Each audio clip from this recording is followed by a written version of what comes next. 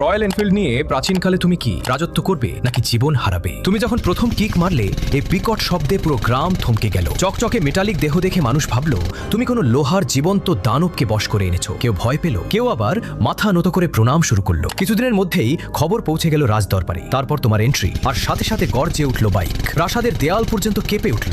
রাজা মুগ্ধ হয়ে তোমাকে দিলেন এক নতুন নাম, শব্দ দেবতা। মুহূর্তেই তুমি উঠে গেলে ক্ষমতার শীর্ষে। কিন্তু এখানেই শুরু আসল খেলা। পুরনো মন্ত্রীরা এটা সহ্য করতে পারল না। তারা গোপনে ছড়িয়ে দিল তোমার এই বাইক কোনো যন্ত্র না, এটা এক অভিশপ্ত রাক্ষস। ধীরে ধীরে রাজা সন্দেহ করতে শুরু করলেন। আর একদিন হঠাৎ সবকিছু বদলে গেল। সৈন্যরা তোমাকে ঘিরে ফেলল। নীরবতা, উত্তেজনা। তারপর তুমি এক টানে এক্সিলারেটর ঘুরালে। গর্জন, ধোঁয়া, ভয়ঙ্কর শব্দ, চারদিকে আতঙ্ক ছড়িয়ে পড়ল। ষড়যন্ত্রকারীরা দৌড়ে পালালো। রাজা বুঝে গেলেন এই শক্তিকে থামানো যাবে না, এটাকে নিজের পাশে রাখতেই হবে। তারপর রাজকুমারী তোমার পেছনে বসে রাজ্য ঘুরছে। মানুষ তোমার টায়ারের দাগকে বিজয়ের চিহ্ন মনে করে প্রণাম করছে। আর তুমি প্রাচীন বাংলার প্রথম মোটর সম্রাট। এখন বলো, এই শক্তি দিয়ে তুমি রাজত্ব করবে নাকি রাজকন্যাকে নিয়ে অদৃশ্য হবে?